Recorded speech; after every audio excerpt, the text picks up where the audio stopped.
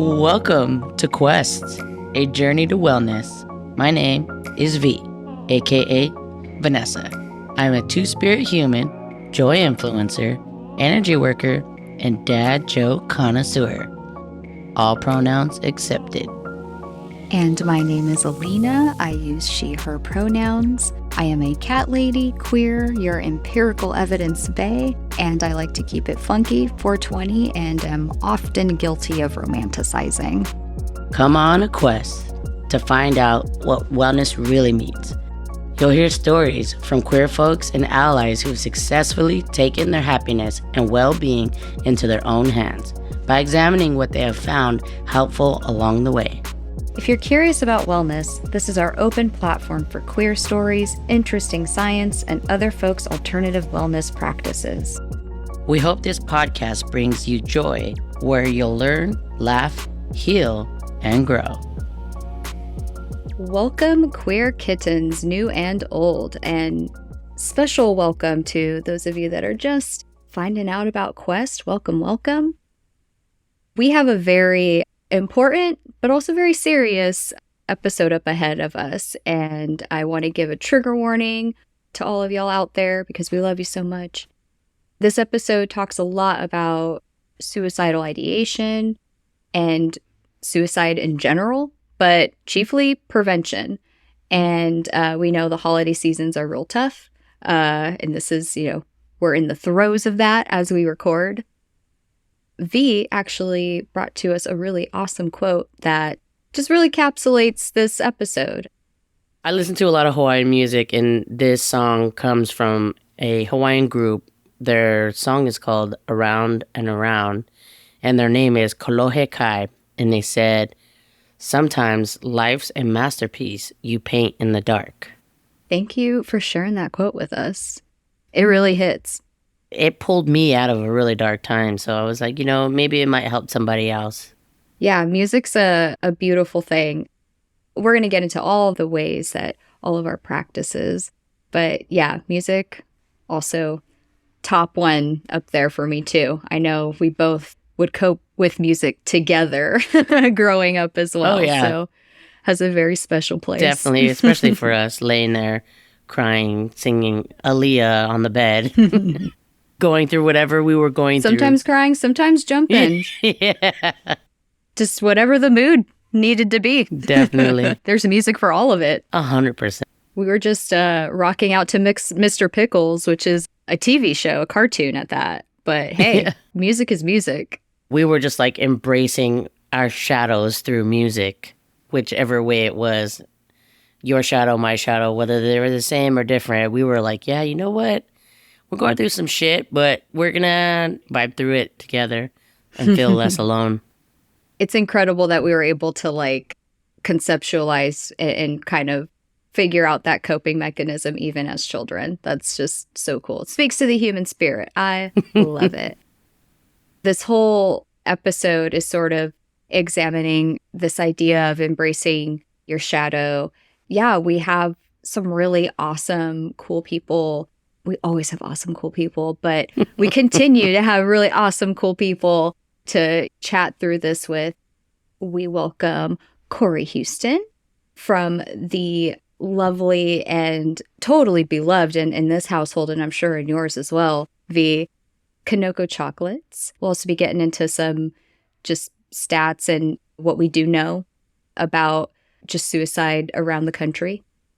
Yeah, I guess before we'd hear from our lovely, beautiful folks. V, is there anything that sort of sticks out to you or that you want to share with the queer kittens? I am the vulnerable one of us too. I'll just dive right into it, and trigger warning, this podcast would not be here today if my attempt was successful. I think through my darkness, this podcast is coming to life, is what I like to say, because in my youth, my coming out, as you know, wasn't exactly the best. So before I get into my story, I just want you to know, we're not just here comparing war stories and things like that. We're going to actually have resources for y'all. and ways that will help you feel less alone, and also how to climb out of wherever you're at, or just be accepting of where you're at. Whatever it is that you need, like, we're going to do our best to provide some resources and some stories that make you feel less alone. Yeah, this isn't a trauma porn thing. There's enough of that in the world. We're definitely trying to bring the hope. That's the really important part. Yeah, exactly. And my dear cousin here, Lena, if y'all didn't know, we are cousins, has sure seen me go through some really dark times and pull some hope out of some places that I have no idea how I found it there, but I did. And we're here today sharing this with y'all. For me, coming out wasn't a supportive space. We grew up really religious.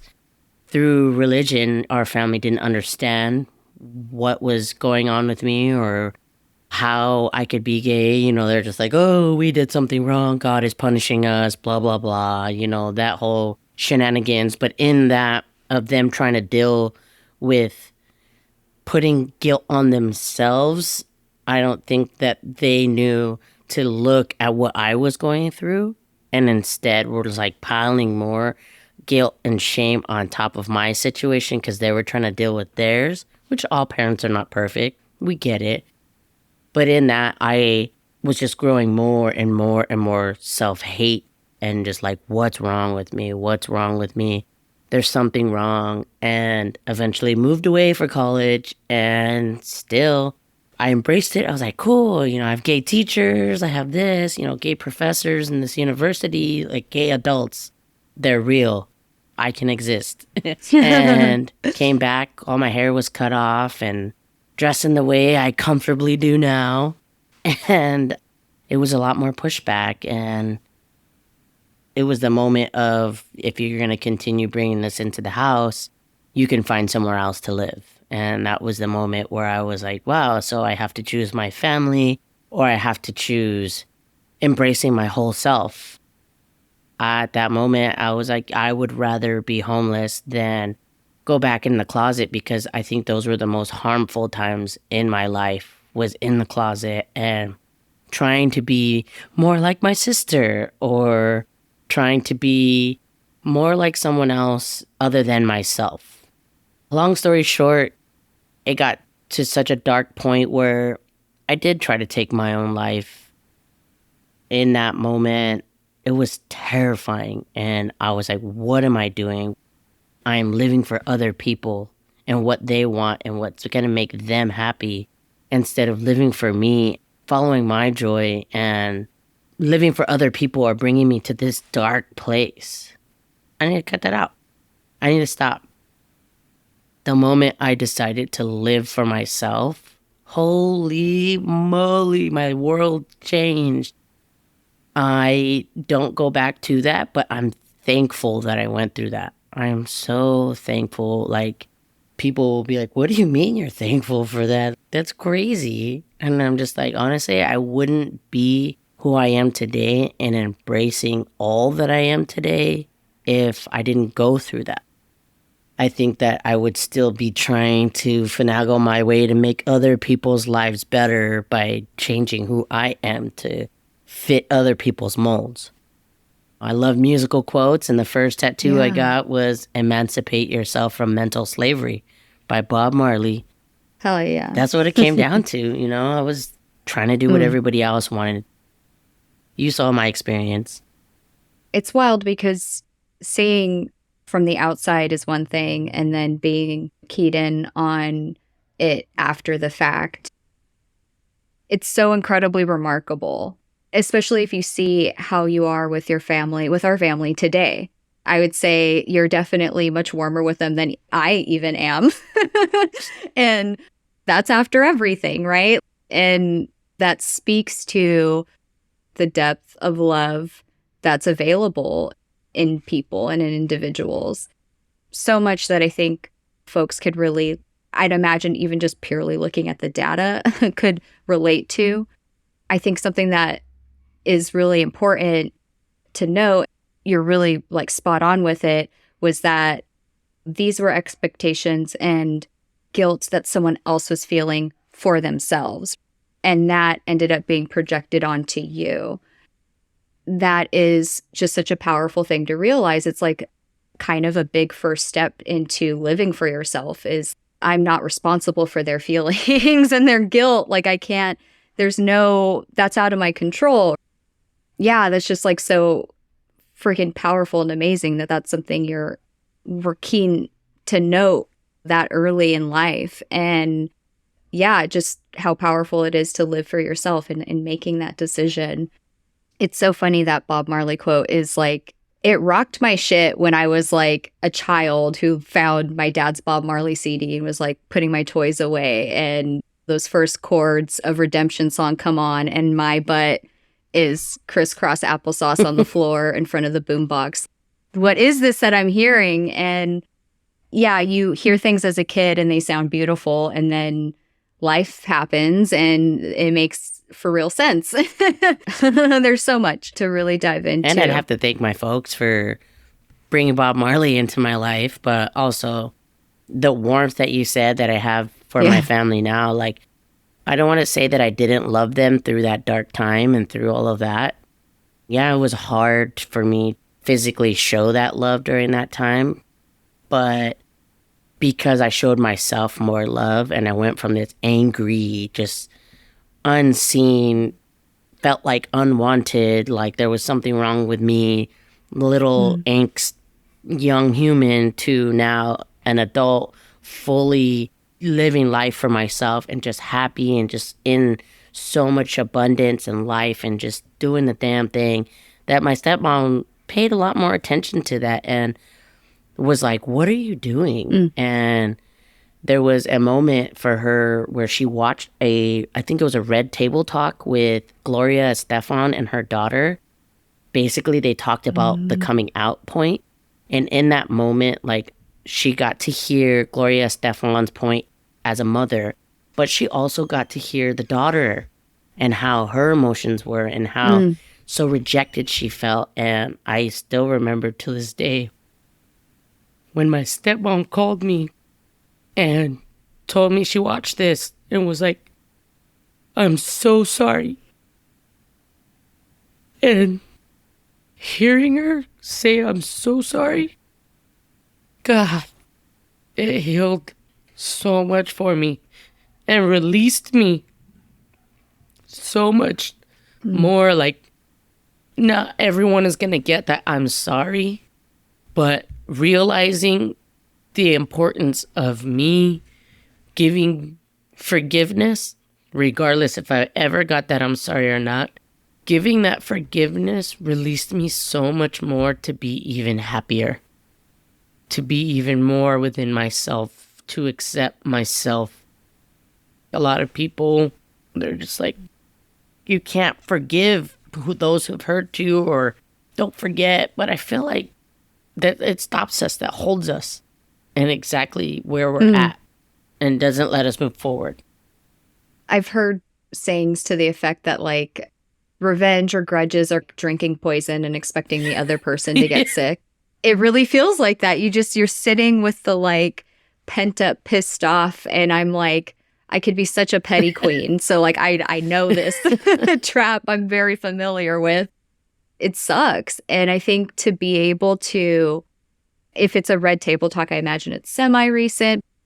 It's so incredible that you've been able to like give this grace and this love even before getting that I'm sorry, and like, and just it being all the more meaningful when it does, like when it finally light bulb clicked, it realizes what that experience had to have been like to see y'all today. And mind you, your stepmom is very like, love Jesus, like very about that to the T, like mom, suburban mom type of jam. To see how fucking far she's come and how, yeah, you've had grace for her and for everyone, for me, for everyone. Yeah. Everyone was, spoiler alert, everyone was a fucking dick. Like I was a total asshole. Lots of people were a total asshole to you. And I'm just forever moved by, yeah, what has transpired. what is real life. It's truly just beautiful and amazing. All the family has done their part, is doing their part. My folks stopped going to the church because it was all during around the same time of Prop 8. And they're all, oh, we need to save all these sinners from burning in hell. And they were like, that's not V. Like, she's not this bad human that's just going to go burn in a hell. Like, they're just like, this is ridiculous. And they haven't gone back to the church since. That is so awesome. Shit changes, guys. Kittens. It's possible. It could feel so impossible in the moment. It could feel like, oh my God, shit is never going to change. It's always going to be this way. Things change. Things evolve beyond what you could ever imagine. Life is the strangest. So don't ever forget that. Always keep in mind whatever you're feeling, this too shall pass. It may not feel like it, but it will. Definitely. And they all have their own timeline, because I came out in the 7th grade, and it wasn't until I was like 25 or 26 that they started coming around. And then closer to my 30s when I started getting the apologies. Everything has its own timeline. Patience is truly a virtue in this one. But in that time, there's plenty of fam out there wanting to hold your hand and hold you in complete embrace and be there for you, because that's what kept me standing. That's so important to note, too, is just like the feelings can feel like they're forever, the aloneness can feel truly isolating and like it is, like you are truly alone, but that is manufactured. There are people out there that want to spend time with you. It's okay to seek that out and to be where you're wanted. Like, that is a totally like normal and good thing. Yeah, that's such a good point.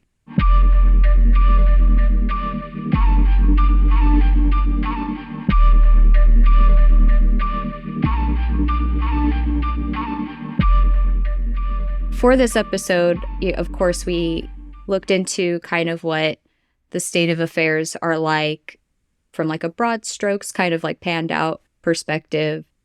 It's more normal to talk about mental health these days, and that's awesome. I see the conversation of suicide specifically changing as well. Even how we talk about it, which we got into in the last episode for re-indigenizing your life. Yeah, even just saying completed, when I reference folks or folks that I know who are no longer with us because of suicide, I sort of use the terminology completed because commit is like something you use for like a crime. It's not that. How we approach criminality as a whole is something I'm very not cool with, but especially as it relates to people suffering, it's a step in the right direction to think about how we talk about it.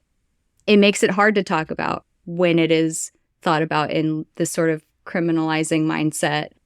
I think it's quite clear to our audience at this point that we're speaking from experience. We're not like simply just looking at data and cold hard numbers. Like, all of us have been very intimately close to this problem in our society where hope is so far gone, either on an individual level or we see it. Ideation is something so many folks have had to encounter or have had encountered in their life, right? And the more we sort of normalize that conversation, the smaller the boogeyman can get. To that end, yeah, some broad strokes. I was looking at a survey that was done in 2020 by the CDC, looking at purely like age range. The suicide rates for older folks is much higher. It's worth noting it, and we get into this a little deeper in the episode, that it's not just that youth and their hormones getting all crazy, like it's not simply that. Life is fucking hard and brutal and can really get you down sometimes. And so I think taking off some of those age stereotypes is worth doing, and realize that, hey, everybody could get down like that sometimes and really need somebody to remind them, hey, I love you, I want you here. If this thing wasn't a problem anymore, wouldn't you just absolutely enjoy life and enjoy all the things you normally do?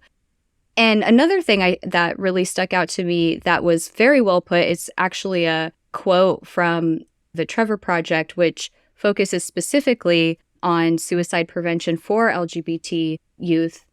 Their quote is, LGBTQ youth are not inherently prone to suicide risk because of their queerness, essentially, or their gender identity. Rather, it's placed at higher risk because of how they are mistreated and stigmatized in society. The circumstances the person is in plays a humongous role on suicide prevention and completion, right? Another quote from the American Foundation for Suicide Prevention that was pulled from a national survey is that 1 in 3 LGBT youth reported that they had been physically threatened or harmed in their lifetime due to their identity. This is the mistreatment we're talking about. 10% of LGBTQ youth reported undergoing dangerous and discredited, this is not science at all, conversion therapy, right? We know that's bullshit and just hurts people's brains. They reported more than twice the rate of attempting suicide in the past year of this study in 2020.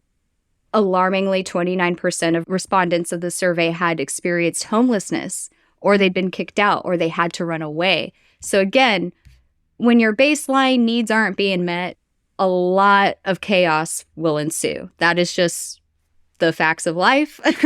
We all have needs. We got to know what they are. And when they're not met, that's where we open ourselves up to reactivity. We got to know how to communicate them. Absolutely. I know you are an expert at really dissecting that, where, something goes from having happened to a reaction to not communicating it right, or you are communicating it right. The data really supports everything you just walked us through. I wouldn't say I'm an expert, but I'm literally, I'll say it. I'm literally currently in the process of working with, I have like a group of people that we all talk about, like what's going on for us, whether it's spiritually, whether it's emotionally, like with therapists and things. And what has been coming up is being able to communicate our needs, being able to communicate our wants. But before that is understanding what we want, is understanding what we need, because it's either we're all here trying to do for everyone else. We're always like, okay, what do you need? What do you need? What do you need? We're in service. A lot of us are constantly in service. When that goes away, we're just like, okay. I remember the first time someone asked me, what do you want? What do you need? I was like, I have no idea what you're speaking another language to me. I have no idea what you're saying.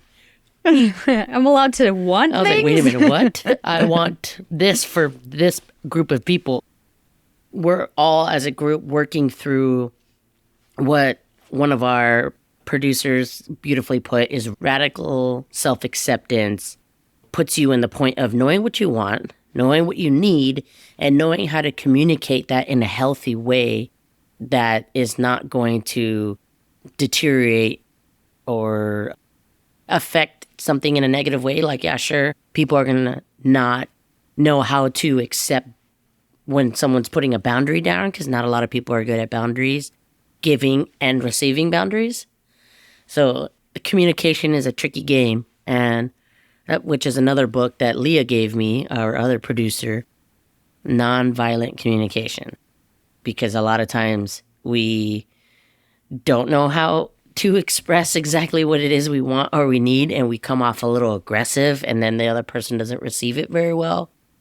It's really tricky. It's really tricky, but I feel like when you move with love, like Vic said in our last episode, when you move with love, it's going to be received a lot differently.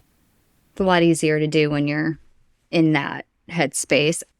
Even just taking a pause does so much, right? Taking a moment to really think about what those wants and needs are, like, goes such a long way. Yeah, instead of exploding on somebody because you don't really exactly know what it is you need.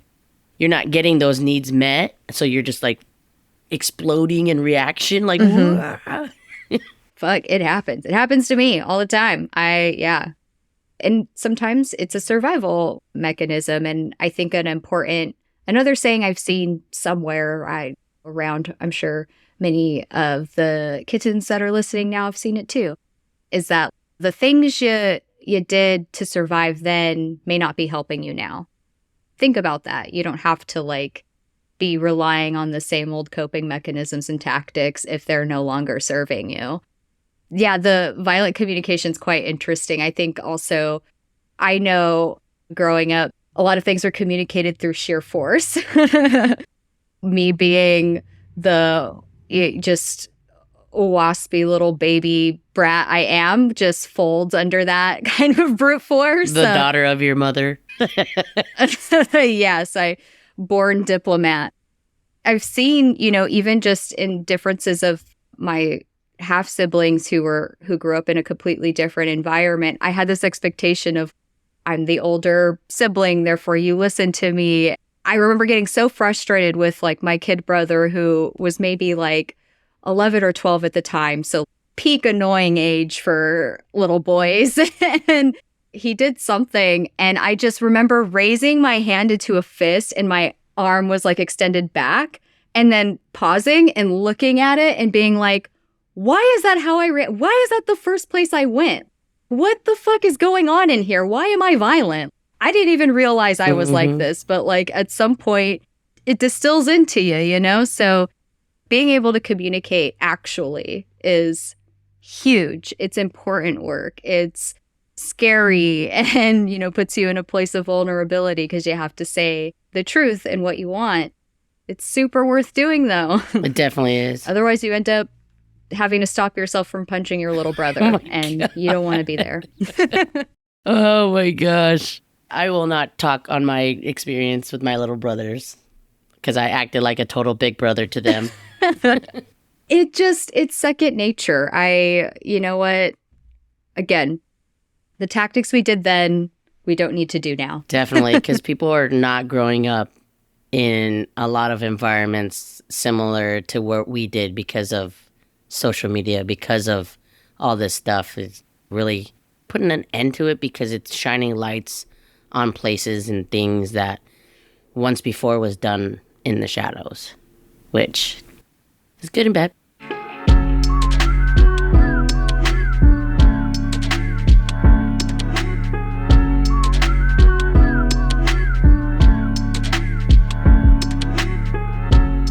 Next, we're going to have Kori Houston, who goes by he, him, they, them pronouns, is an amazing human being and another person that I love dearly that I met in the nightlife, which ended up being kind of funny because from day one, I saw them and was like, oh my gosh, look at this human just living their truest life and just shining so bright. I want to be like this human. Till today, fast forward many years later, I'm still looking at him in the same light of, oh my gosh, this human is amazing. I'd love to be more like them. Yeah, that was really reaffirming. That was the peak of I fucking made it. Yeah. Like for my journey to feeling like me, that was part of my holy fucking shit. I feel free and liberated. Yeah, and I can sense that, honestly. I was like, oh man, like I want some of that. Well, it wasn't always like this. Let me take you back.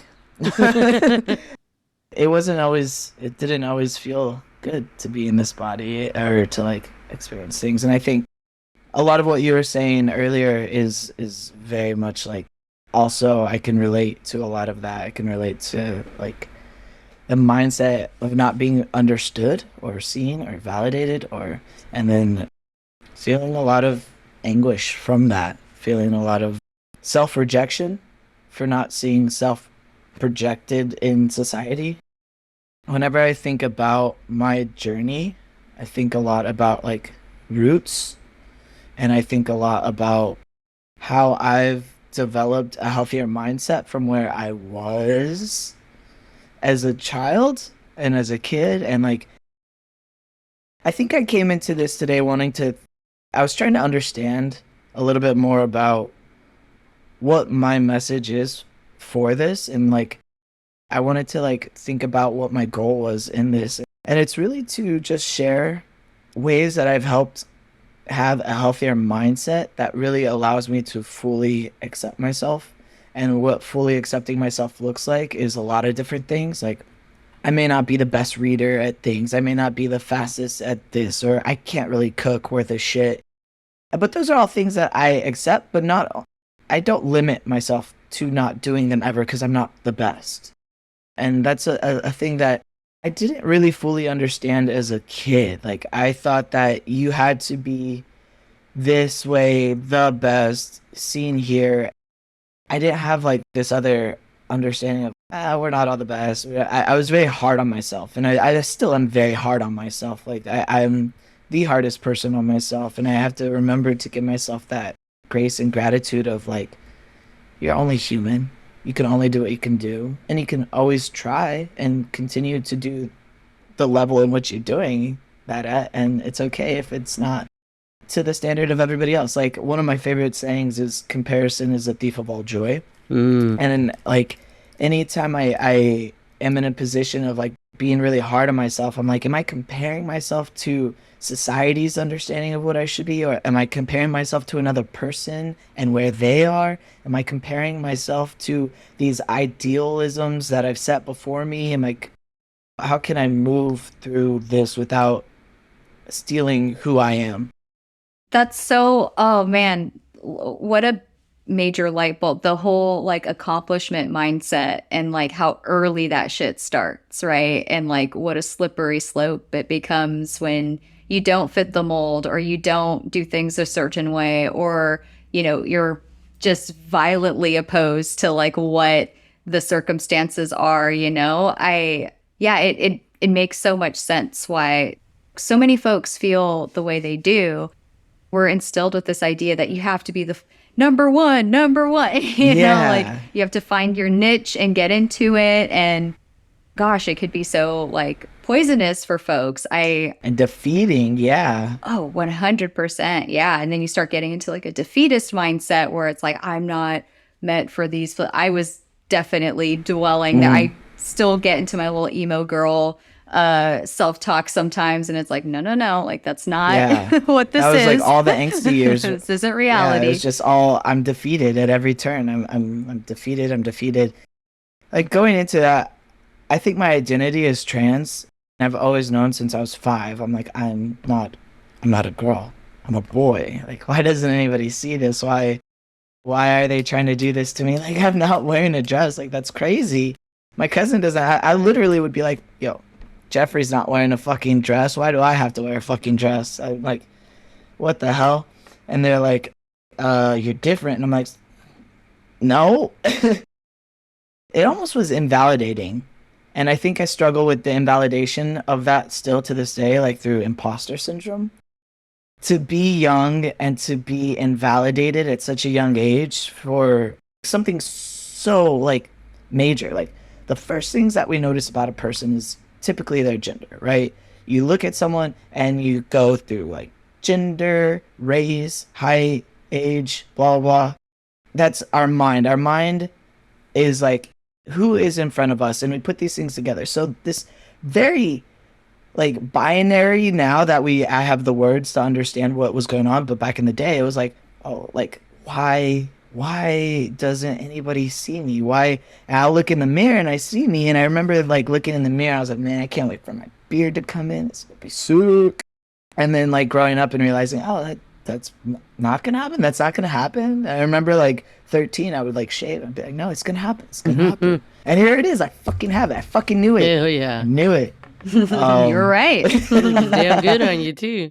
Thank you. I'm a little choppy. So yeah, it takes a lot of strength to go outside of societal norms, and it takes a lot of strength to persevere in conservative areas and continue with family that maybe doesn't support you. It's a lot of strength and it's a lot of courage to get there. And once we get there, it's like, how do we shed that armor as well? And how do we allow ourselves to like melt into this new person? One of the things that I learned how to do to like create a healthier mindset was visualizing who I wanted to be and like how I wanted to actually react to situations as opposed to like reacting, but it was like, how do I want to react to this and put forth thought into who that person is in order for me to change my reactions is I had to see how and like visualize how I wanted to move through those situations. And as a kid, I didn't really understand my emotions as well as I do now, and I'm not even like an expert at emotions or talking or things, but like I'm getting used to feeling those like sensations in my body where it's like, oh, that doesn't feel good. What does that mean? So it's like tracing it back to the root cause of everything. And as a kid, I think realizing and like going back and reflecting, I didn't have the verbiage or the understanding of what it is to be trans or what it is to be in that body in that situation. So a lot of it came out in anger, a lot of it came out in like suicidal ideations, and a lot of it came out in like physically harming myself. I didn't want to die all the time. I think there are moments where I was like, yes, this is going to be better than having to fit into a society that doesn't accept me or acknowledge me. I needed help. I needed someone to see me. I needed someone to hold me. I needed someone to love me and take care of me. And it wasn't because I was weak. It's because I was a kid. I was, a teenager, and that's what we need. I grew up in a harder environment. Like I didn't have a lot of people around me. So reaching out to people was already like slim pickings. There wasn't too many people that I could reach out to and be like, hey, I need someone. So it was always a pull yourself up by your own bootstraps kind of thing. So it was always like, how can I do this for myself? How can I self-soothe? How can I like, okay, fuck, here we go again. Here we go again. Okay, it's only me. It's only me. It's only me. And that takes a toll. I think it takes a toll on actually being you. You can't hold yourself and pull yourself and do all these things because we live in a reality where I'm me because you're you. And if I don't have you around me, then I can't be me. Or if society's only telling me I can fit in this box, but I'm not in a box, like how do I move?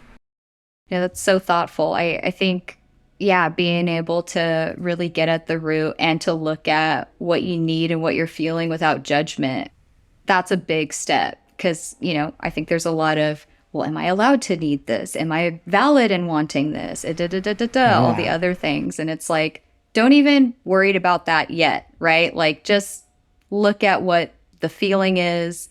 What do you think you need? And just start down that road. Yeah, like attention seeking. That's not, I don't want to say that's a bad thing because it's not, but it is something to explore. As a kid, not all of my suicidal attempts were to die. Like I said, it was attention. I needed something. So like, had I known like, oh shit, you're doing this because you don't have something. What do you not have? What do you need? That for me has been one of the biggest staples is like being really honest with myself about what I need. However it sounds, like if I'm like, I need to make this post because I need attention. Okay, fine, do that. Make that post, get your attention, your dopamines. Everybody wants a little dopamine, oxytocin, serotonin. Like, that's all great, fun, gravy. But also, reflect on it. Take a moment. If you're doing this and it feels good, how can it be sustainable? What can you fix in order to have it continue to work for you? Medicines help with the releases of those things and like attention seeking, when you get that gratification, it helps release something to make you feel better.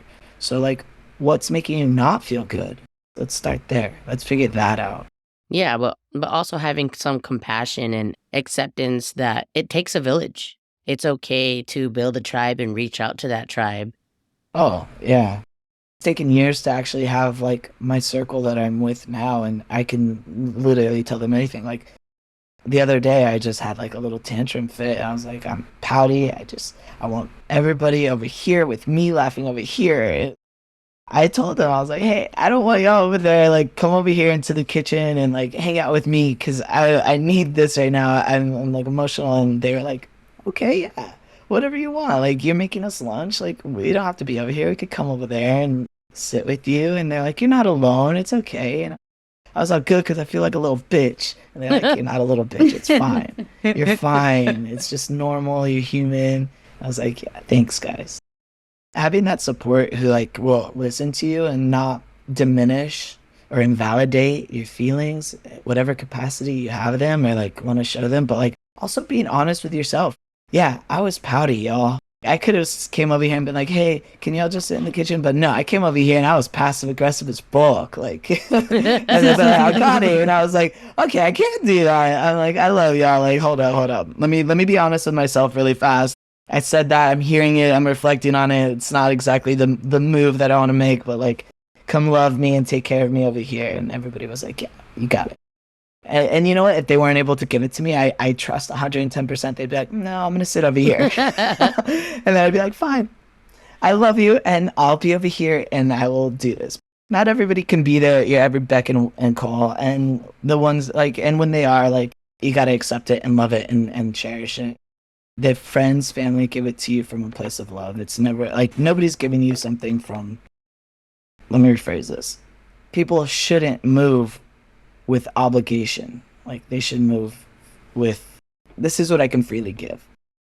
I think my biggest takeaway from therapy, and I've been going to therapy for the last 7 years, is give what you can give freely because everything has a cost. So if I say, yes, I can give that to you. If I give that to you, I literally expect zero back because I'm giving it freely. If I say, no, I can't give that to you, it's because it costs something to me, whether time, monetary, like some sort of something of my essence that I can't willingly give. And that's okay. Understanding that as a kid is really hard too. Like when you ask for something and you don't get it, oh, it's because you hate me. And it's like, no, it's not.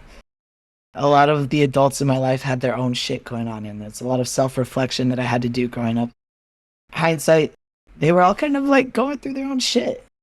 As a kid, you don't see the inner workings of what that actually, the logistics of what it is to live as an adult. So you always feel like pushed aside and neglected. Nico is a community leader. I feel wholeheartedly and comfortable to call him a community leader because he is doing the damn thing. He's my gay son, took him under my wing back in the day. Full name is Nico Stormont, goes by he and they pronouns. Also is a producer of Rosen Creative House, which we will put all in the show notes. I cannot even explain of how proud I am of this young man.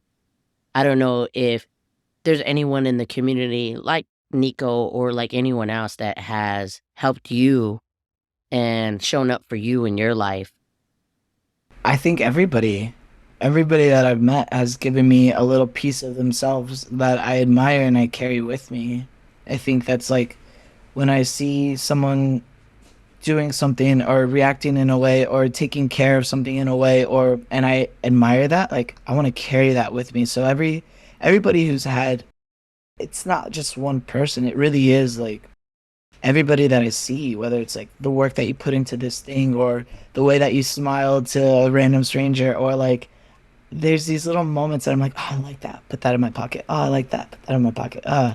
That's how I want to be. That's how I want to move. I love this. I love that.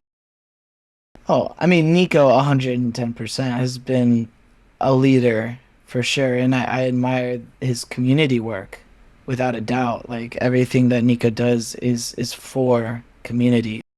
That's such a beautiful way to live.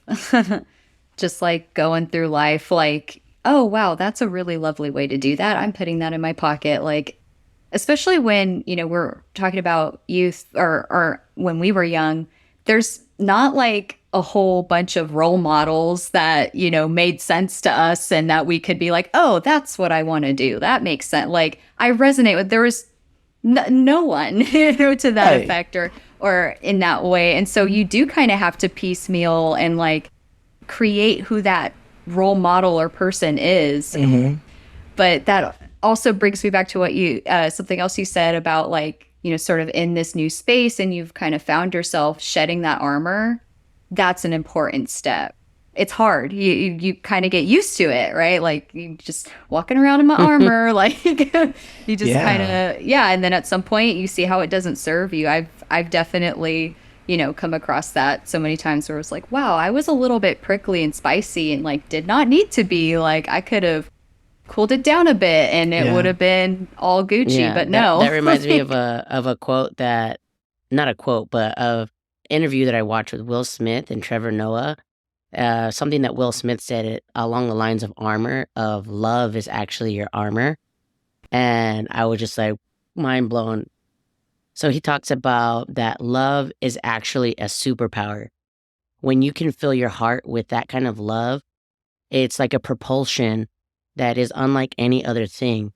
It is stronger than fear, stronger than hate, and stronger than tired. When you can really latch into and fill your heart with the love in a way, it is really like a shield and armor unlike anything that exists. So what if you had that armor, but it was coming from a place of love? Yeah. Whoa. I could see that. Yeah. I just feel like anything external still, like, I feel like shedding everything. For me, I don't want to wear anything whenever I come to the table. Like, it sounds weird. Just want to be naked. Yeah, I'm a nudist, y'all. No, I do like that. I do think that love is strong. I think love is stronger and more resilient than all of those and all of those combined. I think love for yourself, like self-love, really gives you that courage to be you, and loving everybody else gives you this compassion. I've been really hard on myself this past like couple of weeks, and one of the things that I do is like, if that were somebody that I loved, if it were you, if it were my partner, if it were like my mom or my sister or like my best friends, and they came to me and they were like, yo, I just fucking suck at this. I'm not doing enough. I'm failing. Feel like I'm just letting myself down or letting everybody down and everything's going to shit. Like, how would I talk to that person? And it wouldn't be like, yeah, you're really fucking up. It's like, no, I'd be like, hey, like, bro, we're human. You got this. Like, you are okay. You are perfect. You are doing enough, and enough is perfect because enough is enough. You don't have to do all of these things. You don't have to be all those things. You just do what you need to do. Talk to yourself a little softer. Figure out something that feels good in the morning, a nice morning routine, a nice night routine. Figure something out. Put together a playlist that like makes you feel your feels so that you can just like release them, right? That's how I would talk to somebody that I loved. So like, why am I telling myself this shit? Why am I like, oh, you fucking fucked up. You're being a fucking piece of shit. You're like, I like mentally have to go in there and just like turn the volume down and be like, I need that reminder sometimes too. yeah. And so when you actually think about yourself as another person, and if you are capable of having compassion for other people and like love and understanding for other people, which I think most humans are, like, why wouldn't you treat yourself with that same kindness? Why wouldn't you like love and accept yourself the same way you love and accept those that are around you? So good. Talk nice, kittens. I was like, I needed this recording last week when I was making the videos for the Indigenous Peoples Day, when I was cutting and screwing it all together. I was like, I don't know what I'm doing, but I'm doing my best I can. Yeah. And Yeah. it came out amazing. It was great. It was Thanks, so guys. good. And in those moments, you could be like, okay, I can self-soothe for this long. I can figure myself out. And then when you come around, can we please, like, this is what I need. Or I can do this for this, but I need something else. Or it's understanding yourself a lot more. And that just takes time and it takes compassion, a lot of compassion, a lot of reminders that you're human. Yeah. You are just a human in this little ball. Like, that is it. Yep. You have one end goal and it's death. So, like, how are you going to pave your way there? Right. Like, Try to understand who you are before that happens. yeah. Fall in love with yourself. Yeah. Stop trying to fall in love with everyone else or have everyone else fall in love with you. Right. Or make everybody fall in love with something that you're not already. Just love you and you'll become you and everybody will love you. Like the people that you choose to be around are going to love you because you love you and you chose them because they fulfill you and they want to Not love that you. people don't already love you now. I want to make that very clear. People love you right now.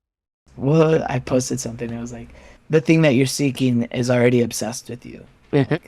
Oh, wow. The world is infinite and it's all over the place, and love is all over the place, and there's somebody loving you and you don't even know. Yeah. So, Kori, amazing having you on here. And we love to ask every guest if you have a word or a phrase or a mantra that summarizes wellness for you, what would that be or what is that? I think something that I often think of balance, but I think something that has been speaking to me more is comparison is the thief of all joy. And it's a good reminder to help me bring back like myself to myself. I don't need to be anybody. I don't need to be anything. It's just, I don't need to compare it. I just need to be it and that it's enough. Comparison is the thief of all joy. Love that. Okay, man. I love Snapping that. over here. Yeah, I actually had that on a whiteboard I lived in this kind of like dorm room type setting in the bottom of an in-law, and on the whiteboard it said comparison pulls you away from yourself. Absolutely does. It kind of circles back into the beginning when you talked about what was it, like anger is like drinking poison and expecting it to work on somebody else. When you start comparing, you think you're doing something for yourself, but you're really not. It's like bringing you down. Yeah. And not everything everyone shows on social media is real. Oh no, We know that's true. I made my booty look fatter. I'm just kidding. Same. You think that's my booty? It's not.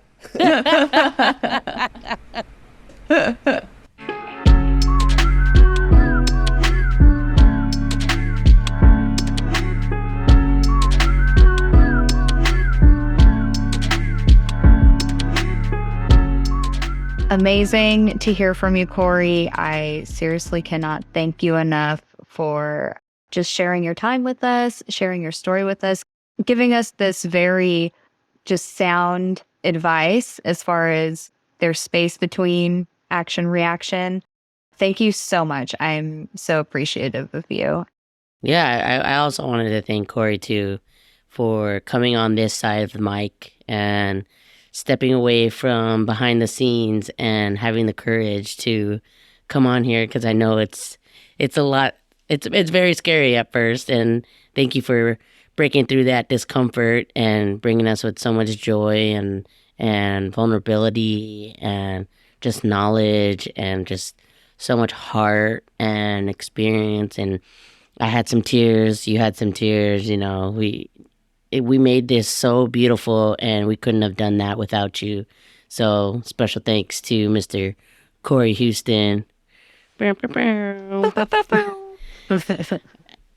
And in that, I also wanted to share some resources with y'all and really get these out there to just so that we feel a little less alone out there.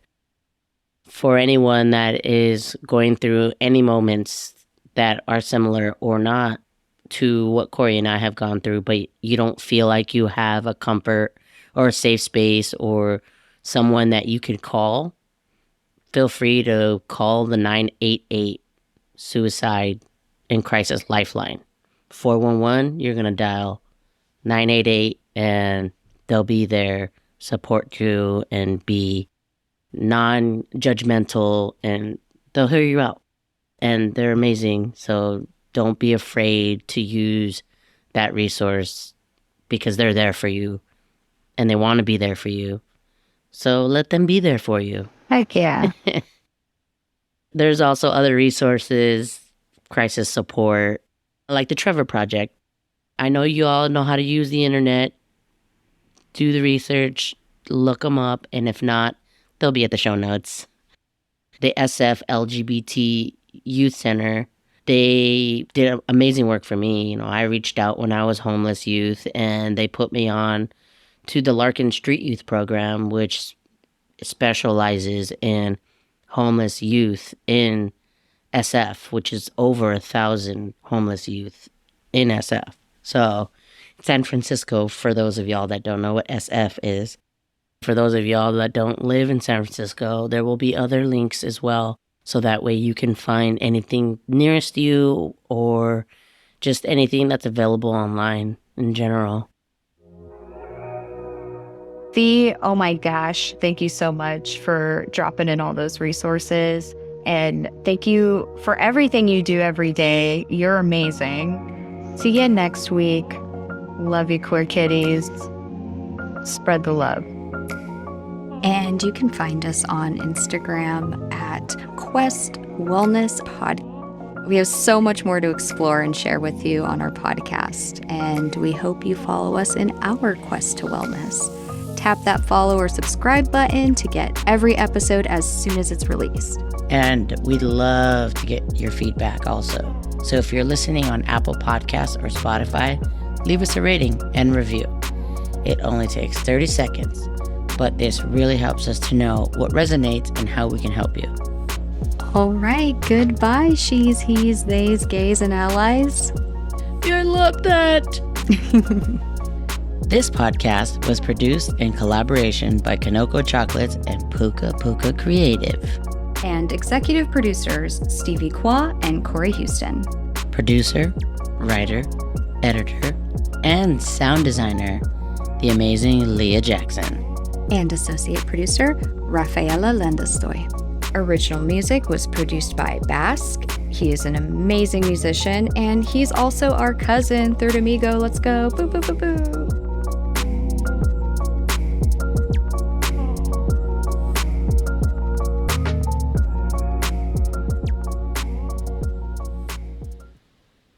So where can we find you? Oh, well, you can find me on pornhub.com. Where? I've got 3 OnlyFans accounts. One for Only Toes, one for Only Feeners, and for OnlyFans. Do you have any websites that you'd like to plug in? I do, actually. I've got Kanoko Chocolates, where I make chocolates with functional mushrooms in there, cordyceps and lion's mane. Do you have an IG account for Kanoko? Yeah, so you can go to Kanoko Chocolates at IG, and personal account, you can find me at Who Lost Grandpa with underscores or spaces. Kanoko. Kinoko. Kanoko. What does Kanoko mean? Ding, ding, ding, ding. I know, that was so Right? spelling bee of you. Can I get the Saying at the beginning and end. origin, please?